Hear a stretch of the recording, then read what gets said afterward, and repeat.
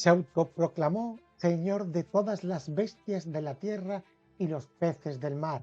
Afirmaba ser el conquistador del Imperio Británico en África en general y Uganda en particular.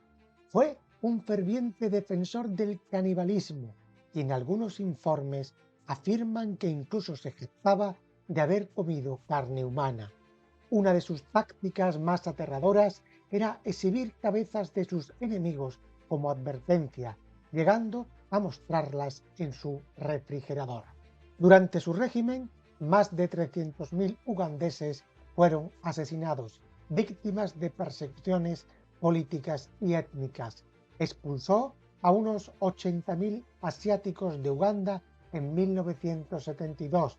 Se consideraba a sí mismo un gran deportista y llegó a proclamarse campeón de boxeo de peso pesado en Uganda, un título que nunca perdió durante sus años en el ejército. Durante su mandato mantuvo relaciones diplomáticas cercanas con los regímenes más brutales, incluyendo el de Gaddafi y el de Saddam Hussein. Tenía al menos 5 esposas y más de 40 hijos, y algunas de sus exesposas murieron en circunstancias sospechosas durante su mandato. Vamos a ver un poco en profundidad la historia apasionante de este loco que gobernó Uganda. Idi Amin Dada nació en 1925 en Kokobo, en el norte de Uganda. Aunque sus orígenes exactos son inciertos, se sabe que provenía de una familia modesta y que se unió al ejército colonial británico a una edad temprana, ascendiendo rápidamente por su destreza física y brutalidad. Tras la independencia de Uganda en 1962, Amin, como comandante militar, se ganó la confianza del primer ministro Milton Obote. Sin embargo, en 1971 aprovechó una crisis política para llevar a cabo un golpe de Estado, instaurando un régimen de terror que duraría 8 años. Amin era un hombre corpulento, de más de 1,90 de altura, y era un boxeador profesional en su juventud. Se coronó campeón de boxeo de Uganda en los pesos pesados, título que ostentó casi durante una década. Esta habilidad para el deporte le ayudó a destacarse en el ejército, donde usaba su físico para intimidar a sus oponentes y subalternos.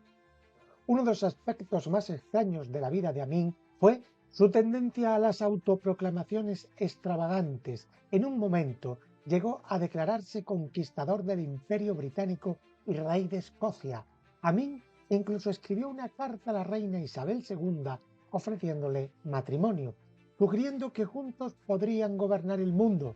Su sentido del humor macabro y su megalomanía le hicieron temido y ridiculizado a partes iguales. Uno de los episodios más sangrientos de su régimen fue la masacre del río Nilo. En 1971, Amin ordenó la ejecución de soldados leales a Milton Obote. Los cuerpos de las víctimas fueron arrojados al Nilo, lo que provocó que el río se llenara de cadáveres. Esta imagen macabra quedó grabada en la memoria de los ugandeses como un símbolo de la brutalidad sin límites de su gobierno. En 1972 ordenó la expulsión de 80.000 asiáticos de Uganda, muchos de ellos de origen indio, quienes habían controlado gran parte del comercio del país. El argumento de Amin era que estaba devolviendo Uganda a los ugandeses, pero el verdadero motivo fue el interés por apropiarse de sus negocios y propiedades. La salida de los asiáticos sumió a Uganda en una crisis económica, ya que muchas de las infraestructuras comerciales colapsaron tras su partida. Aunque no hay pruebas concluyentes, se especula que Amin tenía tendencias caníbales. En varias ocasiones se jactó públicamente de haber probado la carne humana y se dice que conservaba partes del cuerpo de sus enemigos en su frigorífico, aunque algunos piensan que estos comentarios eran parte de su estrategia para infundir miedo. El solo hecho de que circularan tales rumores habla de la atmósfera de terror que rodeaba su régimen.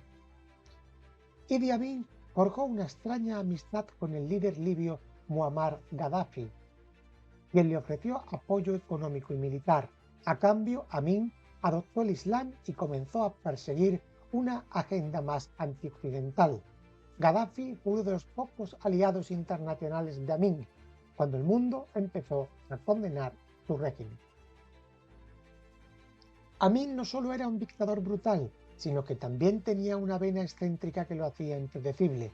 Entre sus posesiones más extrañas estaba un trono de marfil y en su tiempo libre disfrutaba de actividades como nadar en el lago Victoria o conducir a altas velocidades por las calles de Kampala en su Mercedes-Benz blindado.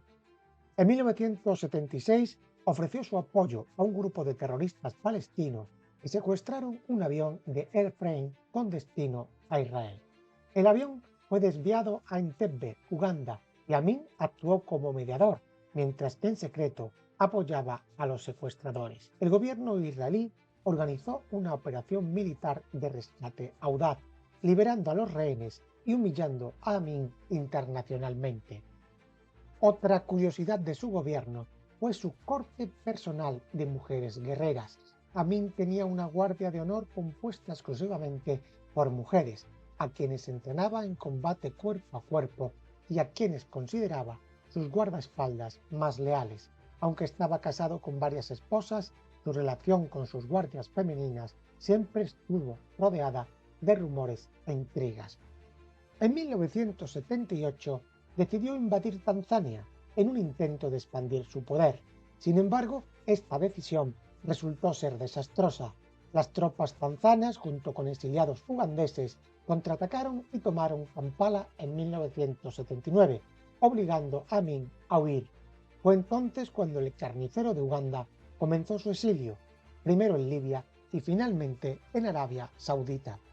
A pesar de su brutalidad, Amin vivió sus últimos años en el exilio dorado en Arabia Saudita, donde el gobierno le ofreció refugio a cambio de que se mantuviera alejado de la política.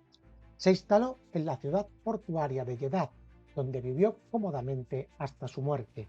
Los relatos de sus últimos años lo describen como un hombre que disfrutaba de la comida abundante y de la natación, pero siempre rodeado por un aire de paranoia, temiendo que algún día pudiera ser juzgado por sus crímenes.